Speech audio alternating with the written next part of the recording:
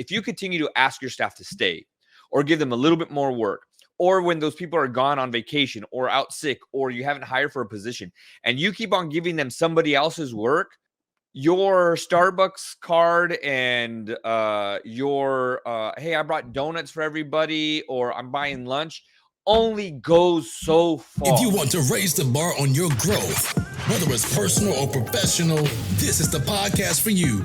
And now, the host, Juan Alvarado. Hey, welcome to the Relevant Development Podcast. I am your host, Juan Alvarado. Hey, welcome to the show.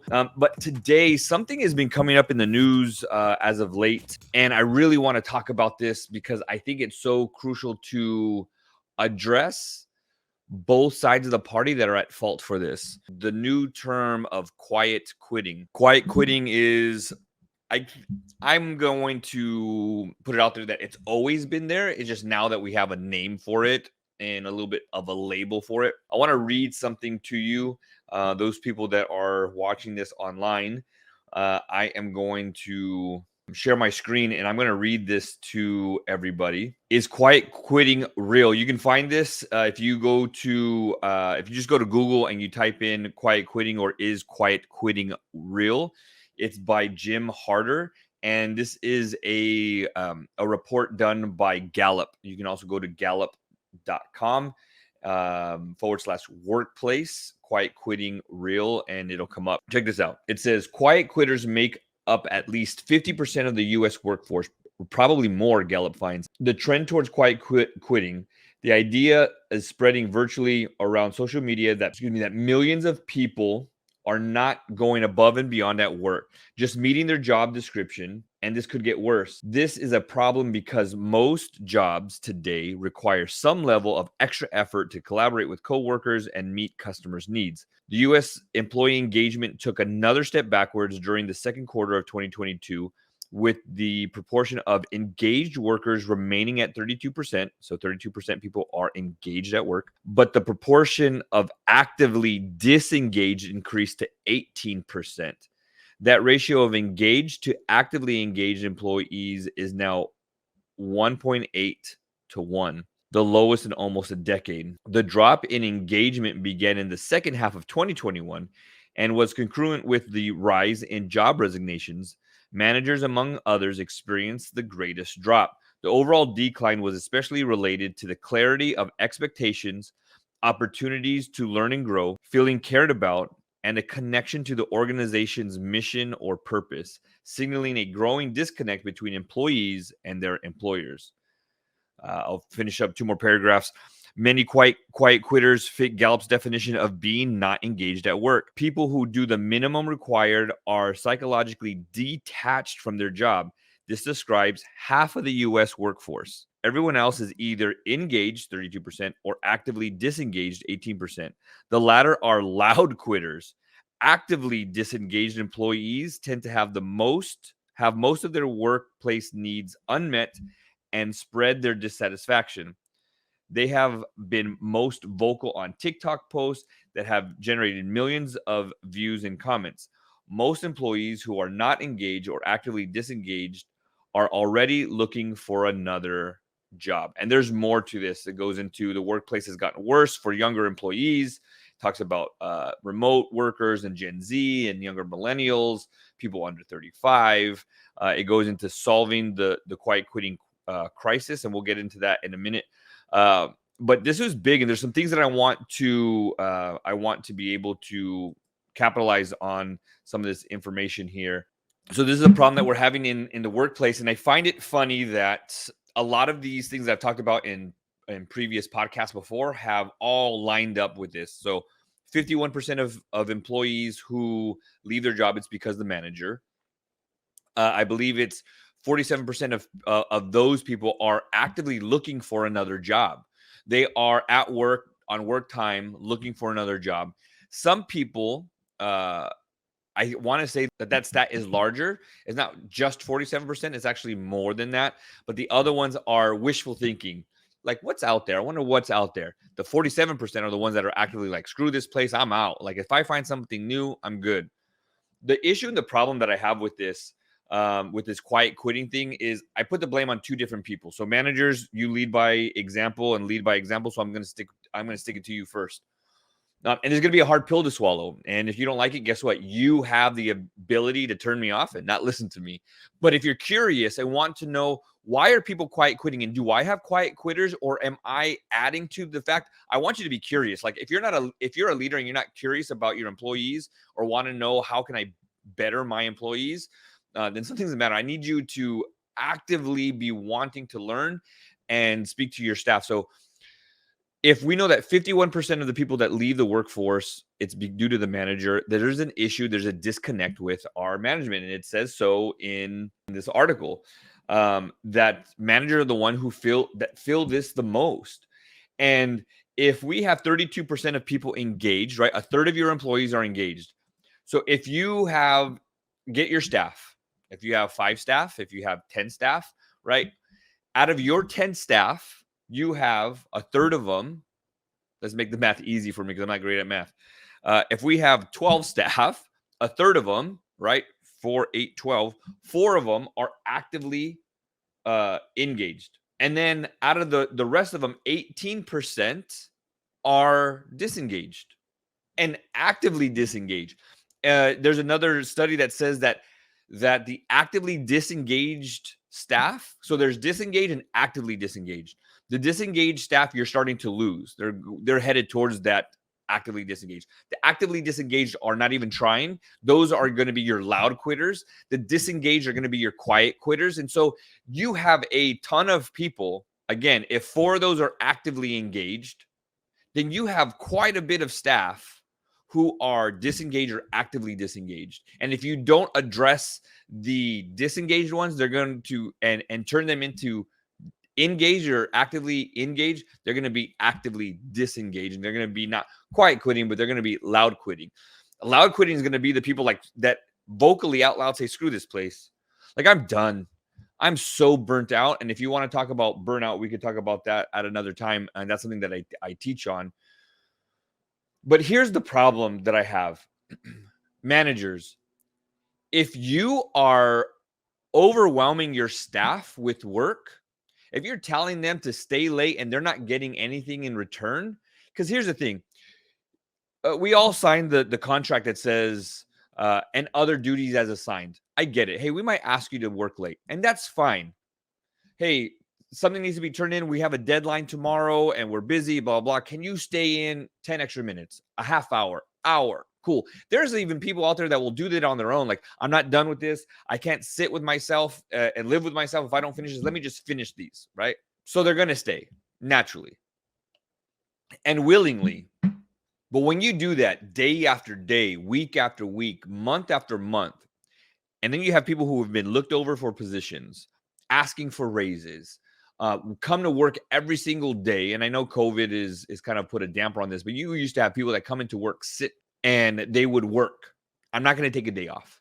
That was me. I think at one point my boss said, you have to take a day off, because I never took a day off. But managers, if you're pushing your people and asking more of them, I just talked to a teacher, a couple teachers just the other day, and I talked to some after-school program staff, and they work with students, and some nonprofits and some other for-profit people that I know. They're suffering from this too, but not as much as the school districts. But it seems like the school districts and those that help supply and support before and after school program assistance and help and programs, they are so understaffed. The ratio was 20-1, and then it got really good and it was 10-1. And now I see programs that are like 30-1, 40-1. And there's staff that there should be, where there's 100 kids, there should be 5 staff, maybe even 6 staff. For 100 students, there might be 3 staff. They are so overwhelmed, they are getting burnt out. And so there's got to be, here's the thing, in nonprofits and places like that, like, you got to have some type of compensation for those people who are keeping you afloat during a hard time. There's got to be something that you're doing, because if you keep on asking them, like, we're going to get it, we're going to get it, we're going to get it, that BS only lasts for so long. When you ask your staff, and I'm not even talking about after school program or school districts anymore, but I'm just talking about everyone in general. If you continue to ask your staff to stay, or give them a little bit more work, or when those people are gone on vacation or out sick, or you haven't hired for a position, and you keep on giving them somebody else's work, your Starbucks card and your hey, I brought donuts for everybody, or I'm buying lunch, only goes so far. Right? It's kind of like the disengaged parent, the divorced parent that tells their kid happy birthday once a year, and then the kid doesn't see him anymore. You know what? You can buy the shiny bike. You can give me $100 and a birthday card, but the fact that you're not here every single day is burning our relationship. So managers, the fact that you're not showing up every single day to support your staff, and you're giving them more work, stay longer, more work, no pay, no compensation. When you come with your Starbucks and your breakfast burritos, boy, you miss me with that one. Like you're not doing, you're telling me that you haven't checked in with your staff every single day. You haven't checked with them at the end of the day. You leave for meetings, you leave for conferences, you go to and do all this. If you lock yourself in your office while the overwhelming majority of your staff are getting overworked and underpaid, and then you want to bruise them with a coffee, a Jamba Juice, that's only going to go so far. I'm wanting the managers, and I'm calling on managers and supervisors to do a check-in. And if you want to know more about how to do this in a safe way to keep your staff sane, DM me. And I got a whole training on how to make sure that your staff are good, that they don't get burnt out, that they have a very high well-being IQ. But you have to check in with them every single day. And when you check in, it doesn't necessarily have to be about work. You have to show that you're on their side. Sometimes managers need to get out of that pedestal that you put yourself on, that high-end desk that you sit at with the lumbar support and the nice speakers and a nice rolling chair with the mat on the floor so the chair doesn't, while your staff are over there with old-ass computers or with not fully staffed. And you need to remember where you came from. A lot of you managers and supervisors came from a spot where you were one of those people. And then you left to become the manager or supervisor, director or whatever. And you forgot what it was like to push paper. You forgot what it was like to work with the other department. You forgot what it was like to stay late. You forgot where you came from. And now you left your staff way in the back because you got promoted. Now, promotion is not bad. I'm not knocking promotion. And don't get it twisted, managers. There's a lot of great managers out there. There's a lot of great supervisors out there. I'm not knocking you. But there are those ones that you forgot where you came from. Your worry is not their worry. And it should be. Because if any one of your staff were to get up and leave today, would you be screwed? Would your department be screwed? Like, we have to pour value into our staff. They are the ones that are doing the work for us.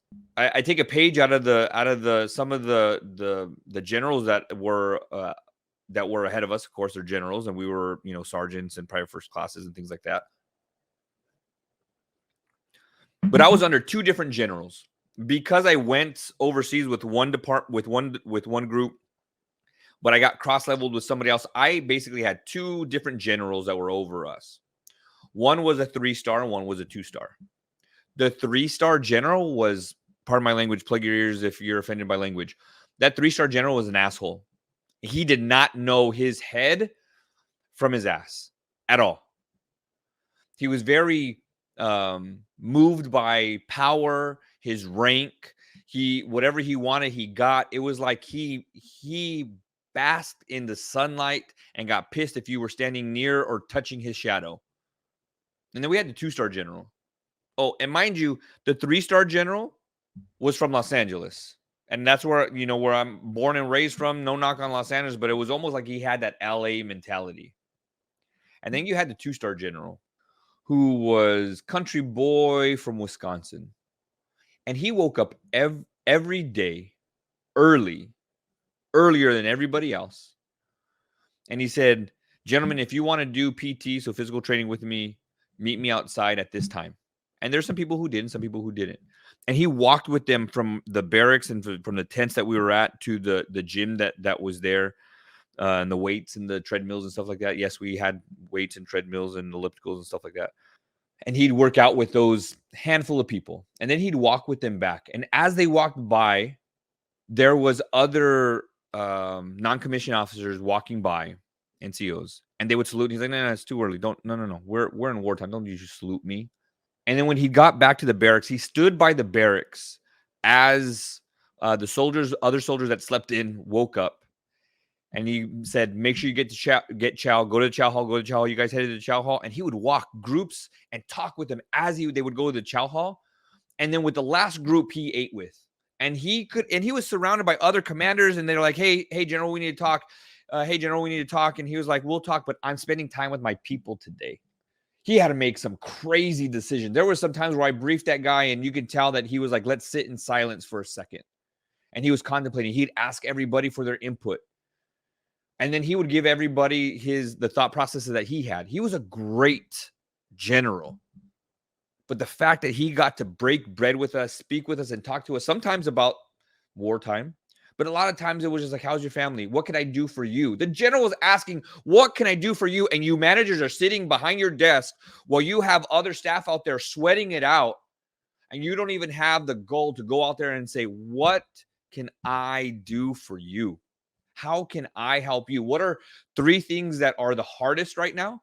Out of those 3, which is the hardest? And how can I assist with that? Or take your manager hat off and go be an employee again and say, how can I help? Put me in the dirt. Like, let's go. Put me in the trenches. Managers, you need to understand where you came from. And I've talked to somebody who says, I put in my time. So some of you guys are listening to this right now are probably saying the same thing. I've put in my time. I'm not going to do that. I've done enough work. I worked my butt off to get here, and they need to do the same. But with an attitude like that, you probably didn't have the leader that you should have had.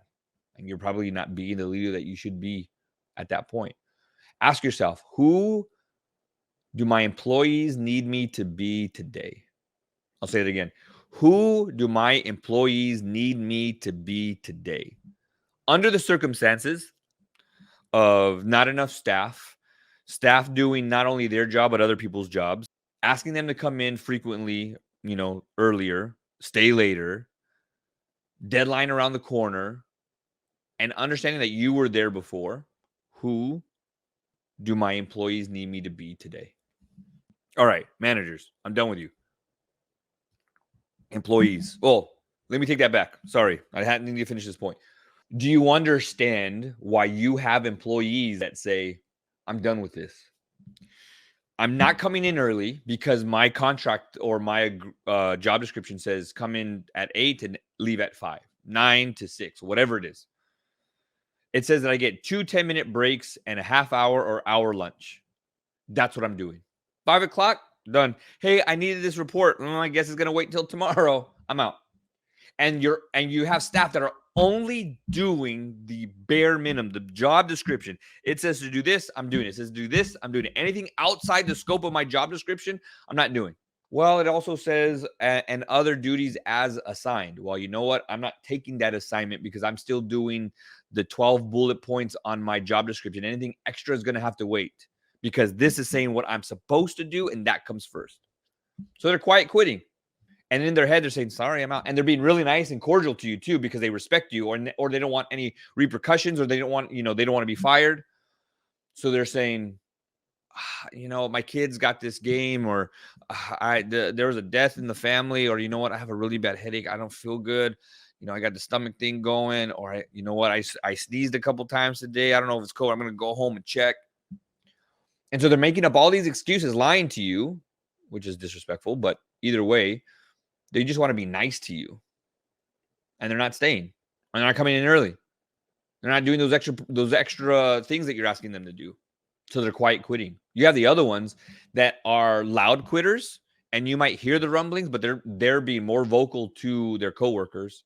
This is BS, and why do we have to keep on doing this? And blah, blah, blah, blah. And you have to be careful about that because here's the reason why. And I've said this before in another podcast. John Maxwell talks about the 25, 50, 25 rule. 25% of people are going to love you and do everything that you ask. 50% are going to be on the fence and like, I don't know if I trust this guy or girl. And then the other 25 is on the other side of the fence, and they don't agree with you. They're not doing anything. It's going to take a lot more effort on your part to get them to do the new thing that you're asking them to do. John Maxwell says, your job is to feed that 25%, pour into that 25%, and have those people have the influence on the 50 that are on the fence. Those 25% are going to influence the 50 and hopefully have those people fall on the right side of the fence. Don't even worry about the other 25%, because when the 50 start to go the other way, you might get one or two that jump up on the fence and they're on the middle. That's a win. But if we spend so much time on that 25%, you are using valuable time and ignoring your great workers for those workers that are quiet quitting or loud quitting, or that are just tough to get through. And if you're finding it hard to get through to your staff, you're just not speaking their language, and you don't know how to speak to their heart, and you may, I've tried. I'll give you a big hint. Gallup Strength Finders is huge. If you need help with that, I can assist you with that. But do you understand why the leadership is the cause of 51% of people leaving due to their managers? Do you understand why you have 1.8 to 1 people actively engaged and actively disengaged? Because, let me go back to the report. Because for what reasons? For what reasons are they doing this? It says the overall decline was especially related to the clarity of expectations, because the expectation was to come in on time. The expectation is that I leave at 5. That's the expectation. But because you weren't clear on, we need to do this for the next 6 months, it sucks. But if we would have just been clear from the very beginning, hey, I don't know how long this is going to be. Shelly's out and Morgan's out and Bill is still out sick. And so-and-so is going to go on maternity leave soon. And this is going to come during this quarter 2 or quarter 3. And we all know that these deadlines are coming up. It's going to be hard. Like, those are the conversations that need to happen. But because you don't have those conversations, you're not planning ahead. You're not speaking to the hearts of your employees. The clarity of the expectations are gone. So you just slid some of those people on the fence to the other side, the side that you didn't want them to go to. Opportunities to learn and grow. Are you giving them opportunities to learn and grow? And I'm talking about real opportunities of like, hey, I see a lot in you. Hey, you stepped up the last couple of days. I want to give you a little bit more work. Is that okay? Hey, so-and-so is going on maternity leave and you're going to have to learn his or her job because they're going to be out. So little by little, I need you to do that. Is that okay with you? If not, I can find somebody else, but I came to you first because you've been showing the most promise. Or are you shoving them? And that's not opportunity. You're pushing them and shoving them into, here, learn something new. The third part, feeling cared about. Again, don't be that deadbeat dad who comes around once a year to give a big shiny bike or a crispy $100 bill and think everything's going to be okay. Don't come with your Starbucks and your breakfast burritos and your donuts and your little sign that says, don't worry, be happy. Don't do that because you don't feel cared about. You don't. They don't feel cared about when you do that. It's appreciated, but they don't feel cared about. And a connection to the organization's mission or purpose. I can guarantee, I'll put money on it, that if I was to go into your organization and I ask the staff, where are you in the journey in your organization's mission and purpose? If you started at A and the organization's destination and vision is B, where are you along that line? I'll probably get this answer. I don't know. What do you mean? What is the mission or purpose of your organization? To bring in more revenue, to bring, higher grades for students, to make sure the staff are whatever, to put in attendance, to bill the people who we contract with, to receive payment, whatever it is. And where are you in the journey making that perfect? When was the last time that you were told or that you were given the opportunity to grow? Did somebody, in the last 6 months, did somebody come to you and tell you were doing a good job? And was that a coworker or a boss? People don't know. They don't, because we're not having those conversations with them.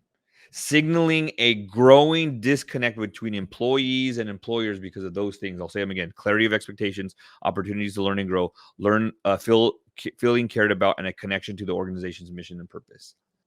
Do we understand why we have staff quiet quitting? It's written clear in black and white. All right. Now, managers, leaders, I'm done. Because there's two sides of the coin.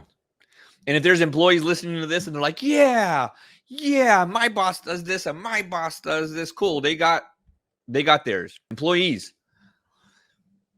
you cannot work at an organization, business, nonprofit, and drag your feet and say, I'm not going to do the extra. Because guess what? When you sign on that dotted line, it says, and other duties as assigned. But Juan, wait a minute. You said that they should. Yeah, but you signed it. Jim Rohn talks about you don't get paid per hour. You get paid by the value you bring to that hour. So because you're not getting paid what you want to get paid and you're bitching and griping of like saying, this is dumb, I'm getting paid, whatever, $20 an hour and I should be getting paid $25 an hour. Well, with an attitude like that, I wouldn't pay you $25 an hour either. When I asked you to stay last week and you said, whatever, or yeah, no, not today, I'm not going to do that. When you said I got upset because so-and-so got promoted and not me, well, that someone-so that got promoted comes in on time every single day. They do the job with a smile on their face. And when that person had an issue or a problem, they came to the boss first and they said, hey, I have an issue with this. Hey, you're asking us to come in, or you asked me to come in and I'll do it. I want to move up. And I asked you last month or last year, what do I have to do? Here's the key, employees. If and when there's a position open up, what do I have to do to show you that I'm serious and I have the ability and the means to move up? I need you to show up here early every single day. I need you to take on just one little project more a week, a month, whatever. I need you to start helping so-and-so because they're not quite getting it. But here's the thing, again, going back to bosses, if you have staff doing that, you better be looking out for those people who are pouring into you. You have to look out for the cream of the crop, the crops that are producing the most fruit. You better take care of those crops. You better take care of those trees. But employees, you can't get upset for not getting raises, for not getting the bigger office, for not getting the new materials and supplies and the big new shiny toy around when the office got some new budget or whatever. You can't get upset if you're not willing to do the extra work, because in order to get the extra stuff, you got to do the extra work. I use this analogy, 2 + 2 = 4. And if I give you 2 + 2 again, 4, 2 + 2, 4, and you say, oh my gosh, it's not going to change. It's always going to be 4. You're right. And how do we get 4 to become 5? We have to change the first number, the first 2, or the second 2. We got to change the first 2 to a 3. And we can leave the second 2 the same, and then we can get 5. We can get 1 more. So if you want to get 1 more position, if you want to get 1 more step up, if you want to get paid $1 more, whatever it is, you have to change one of those 2 numbers. This is what I call the first number. I call the first number personal development. You should be first. In a small way, I will contradict myself. Leaders should always put their people first. However, in your own personal time, in your time, in any extra time that you have, you should be pouring into yourself. Personal development is number 1. And you should be your number 1. If you're not well, if you're not having good well-being, your organization is going to suffer, your staff are going to suffer. So you should be number 1. So pour into yourself. Personal development. There's nothing wrong with pouring into yourself. Read a book, audio book. And if you want to know, how do I become better? How do I find the times? I will help you find time in your schedule for personal development. I do not care how busy you are. I've done this for quite a few people. I am so busy. I had a woman that says she only sleeps 4 hours a day because her schedule is too hectic. And you know that I found an hour and a half in her schedule for her for personal development. And she's doing great things. She's still busy as hell, but we found these little gaps where she was able to have personal development. And then we found opportunities for her to practice those things that she was learning. So I understand you're busy, but there's no excuse. First 2, or that first position number, is personal development. That second number is the area where you need and want help. And more than likely that's work, right? We're talking about employees and managers and stuff like that. If you want to get a bigger position, better pay, bigger pay, then you're going to have to change what you do at work. Shoot, you can go to McDonald's and get paid $15 an hour for flipping burgers and throwing trash out. But I might pay somebody $16 an hour when they do it with a smile on their face and they whistle while they work. They smile at customers as they're throwing the trash out. They say please and thank you. Because anybody can do a job description. But when you do it with charisma, when you do it with enthusiasm, when you do it with a little swag, when you're happy when you come to work, I might pay you a little bit more because the face on the employee makes all the difference. The attitude in the employee makes everything, makes that much of a difference. Hey, I'm going to need you guys to stay a little bit later. And that person's like, sweet. I'll call in food. I'll call in pizza. What do you guys want? I'll go on a Starbucks run. And I'll do that. When you have the employee do that, do you think they're going to tell you do a little less or do the same?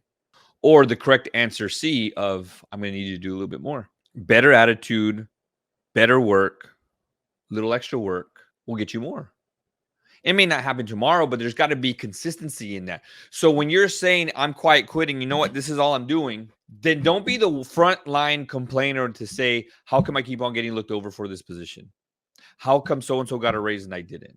Let me also talk to the quiet quitter here for a second, or loud quitter. If your pay is based on the department, so the company that I left, nonprofit that I left, they actually have 2 or 3 guys that have taken the position that I was in, and they all have different things. Like one's a part of purchasing and buying things. The other one's more in charge of like the paperwork, and the other one's more in charge of the people and training and things like that. They have their jobs divided. So what was all mine, these people are, kings and queens in this section to make sure that they master that section. If pay is based on your department, and they say all employees get paid anywhere between whatever, $20 and $25 an hour. Those managers get paid anywhere from $30 to $35 an hour. And those supervisors get paid above those managers, get paid $40 to $50 an hour.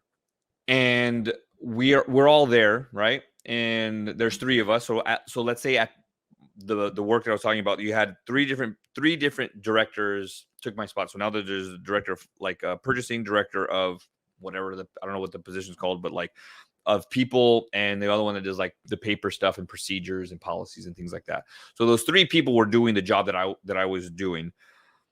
But if they all got together, and let's say one was there a little bit longer than the other, one has a little bit more experience, and so they're getting paid whatever, $50 an hour, $51 an hour, and $51.50.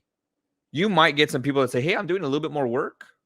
Can we get a raise, or can I get a raise? And they say, well, we'll give you a raise, but you're actually not doing that much more work. But if you're doing such a phenomenal job and people are talking about you, they might give you a little bit of a raise. Hey, we're going to give you a 50-cent raise because we don't want you to go above this other person because they're doing a lot. But if you have the raises go based on the department and say, hey, we're going to give everybody a $2 raise, cool. However, if there's that one person that's quiet quitting, that one director, because I believe that managers and directors can quiet quit also. Director says, you know what? We've been here for too long. We haven't got a raise. Everyone else is, pissing on us and telling us that we got to do this and do that. I'm done with this. And they're quiet quitting or loud quitting. So every time there's a meeting, they're complaining. And every time they do the work, they kind of toss it in, and they're late on stuff. And so now you have the payroll department's getting a raise, and there's, the CEO and the COO and the CFO are getting paid, getting raises. The secretaries are getting raises. And then they look at your department, and we got 1 or 2 people doing really good. And then you have those 3 or 4 people that are just being the thorn in everybody's butt. You all could have got a raise, but it's those quiet quitters, right? It's the people that are complaining. It's the people that have a bad attitude every single time they come into work might be ruining it for everybody else. So how do we fix and solve quiet quitting? Well, first we must address the manager engagement. Gallup says only 1 in 3 managers are engaged at work. Let me say that again. 1 in 3 managers are engaged at work. Senior leadership needs to reskill managers to win in the new hybrid environment. And if you need that help, hello, I can help you out with that. Managers must learn how to have conversations to help employees reduce disengagement and burnout. Only managers are in the position to know employees as individuals, their life situation, their strengths, and their goals. As a manager, you need to know your staff's strengths. And again, I can help you out with that. Strengths Finders in Gallup is so great. And this is bigger than Myers-Briggs and DISC assessment and your colors and all this other stuff. It goes way, way deeper. There's strengths for your employees. There's also strengths for managers. And now there's going to be strengths for leaders, specifically on how can you lead better. I got you. You just got to reach out to me. DM me. Gallup finds that the best requirement and habits to develop successful managers is having one meaningful conversation a week with each team member, 15 to 30 minutes. You have to create time to meet with your staff, and it's got to be intentional. And this is the reason why it's got to be intentional, because you've been complacent this whole time. And complacency comes in and sits at your table and says, just do it later. And then there starts to be a divide in between you and your employees.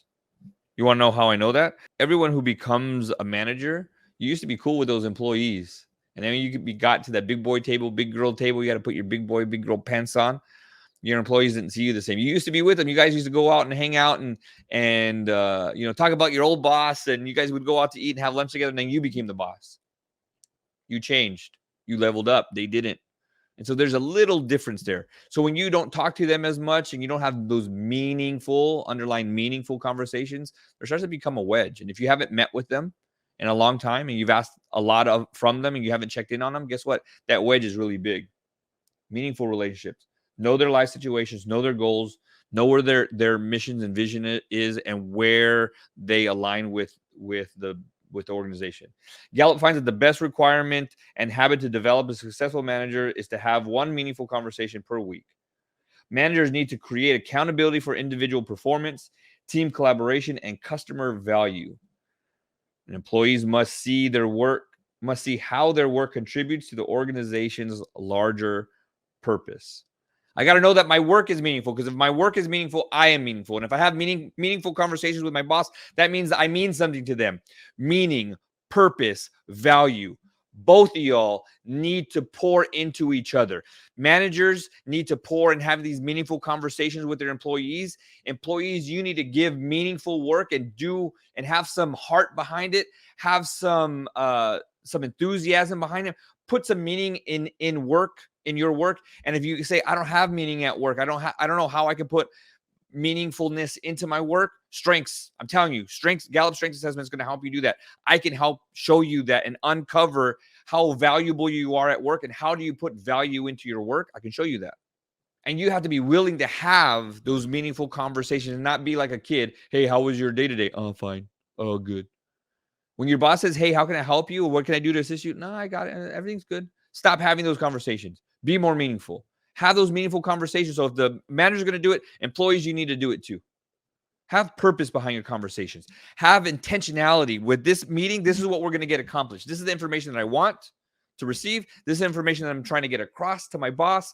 Have meaningful, intentional conversations and combat complacency, because complacency is going to show itself every single day and wait for that little wedge, that gap to come in, like a weed in the crack of cement. It's going to find its way. And if you're not actively putting weed killer on there and taking care of your asphalt, you're about to get split up. You're about to get eaten up and overtaken by complacency. Quiet quitting should not be an issue. Quiet quitting happens because the lack of communication. Quiet quitting is the baby of complacency. And you allowed it to happen, manager. You allowed it to happen, employee. And I'm saying you're better than that. We're better than that. It's time to shut quiet quitting out and start to bring intentionality, purpose, and meaningful conversations back to the table, back between the employee and the employer. And I want to help you do that. If you have a break, a little window of opportunity to bring in a speaker, to bring in a trainer, somebody to say, you know what? I don't want that to happen to my staff. I don't want that to happen to me. I don't want that to happen to my department. Let's bring Juan in. I'm here for you. 5 essentials of well-being, how to prevent burnout. How do we use our strengths in our department? How do we use our strengths across other departments? How do we work better? How do we become more effective? How do I get rid of that frustration? I don't want to even get close to burnout. How do I do that? I got you. Reach out to me. You're going to email me at juan@weraizethebar.com. That's JUAN at Raize, RAIZE, thebar.com, or info@weraizethebar.com. Let's bring positive work, engaging work, lovable work, productive work back to where it needs to be and where it should be. And let's bring passionate employees, passionate employers, passionate bosses and managers back to where they should be. Thank you so much for joining me today. I am Juan Alvarado, your host of the Relevant Development Podcast. Remember to raise that bar, because if you want to get to the next level, you're going to have to pull yourself up. And in order to do that, you got to raise that bar. Are you ready? Let's go get it. Have a great day. God bless, and we'll see you next week with the amazing Gregory Offner. All right. God bless. We'll see you.